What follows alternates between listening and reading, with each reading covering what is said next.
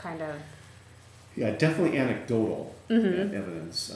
We should do more to really assess. That's what I'm trying to do right now, but I'm trying to get it approved is the issue.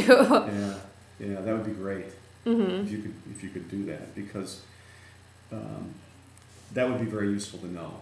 The extent. I've written up a survey to try and send to alumni to kind of find out if they did that kind of things, like in their interviews, if they talked about it, and if they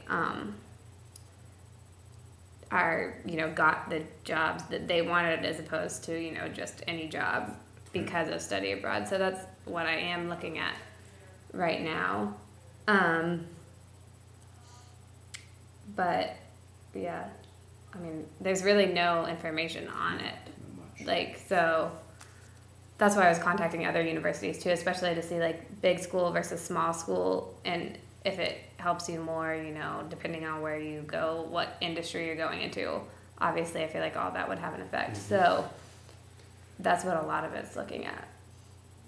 But another advantage too, and this is something else to perhaps take a look at if you have the opportunity to do a survey, would be to look at the difference between going on study abroad with a friend or two versus going on your own.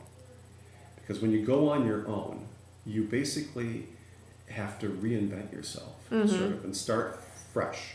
You have the opportunity to start fresh and reinvent yourself. So you can be a completely different person, because the people you've been around all this time are not the people who are seeing you and forcing you into the mold that they have you in. Right. Or that you feel constrained to be in. Yeah. I know when my daughter went to Spain, that's what she went by herself and then met people in her program that became close friends. In fact, they're still best friends. Right. Her best friends from her college days are students that she met on study abroad. Because you're in that environment where it's all new, and you're all in it together, and you're nervous, especially when you're in Spain, and where the language, not as many people speak English. So yeah, that's been my experiences, because I've been 3 times, and I have close friends from each time. That I just went to Boston to visit one from my roommate from London, and I talk to them all pretty much every single day, even though we don't go to the same school, So I definitely do think going alone is a much more interesting experience.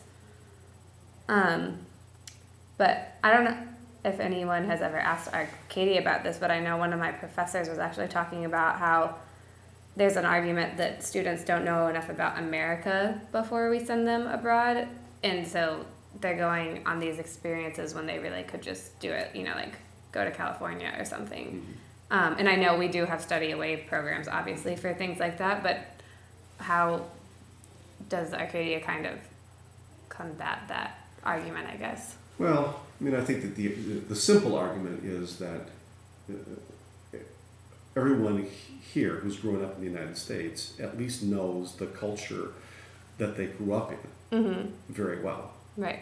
And so, as I was saying early in my conversation, the real advantage is you're breaking out of the culture that you've been in. It's true, there are lots of other cultures that are close by. There's no question about that. And you could learn a lot about those other cultures as well. And there would be nothing wrong with developing more programs like that. And in fact, we are doing that. We're developing all kinds of experiences in the neighborhoods around here, so students don't have to travel across the world in order to learn something new. But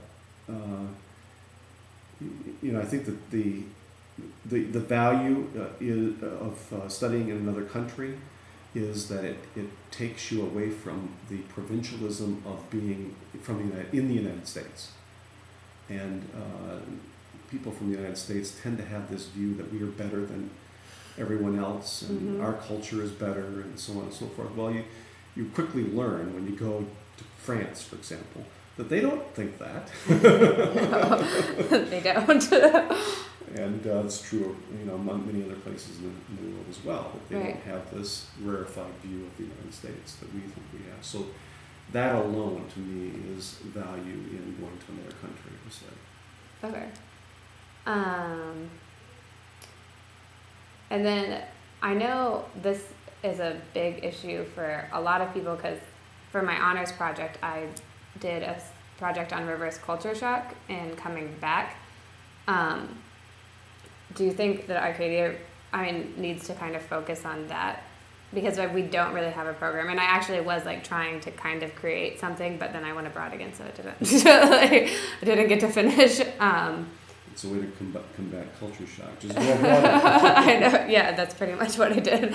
But I know that like Dickinson College does like a big photo gallery where students can they all submit their photos, and then they all go and can talk about it. But do you think, has Arcadia thought about doing any kind of program like that? Because especially with the Phi-Sci students, I know that they have a lot of issues coming back. Right. You know, there have been various things that have been tried during the time since Phi-Sci has been done. And I think Jan will be able to give you a sense of the various things that have been tried. There's this reorientation process. Right. Probably not enough. And I think your idea is a good one, having people who've been abroad, not just Phi-Sci students, but all of the people who've been abroad in the fall semester come back and do some sort of a thing. Right. I know they're planning to do that after preview this year for the first time.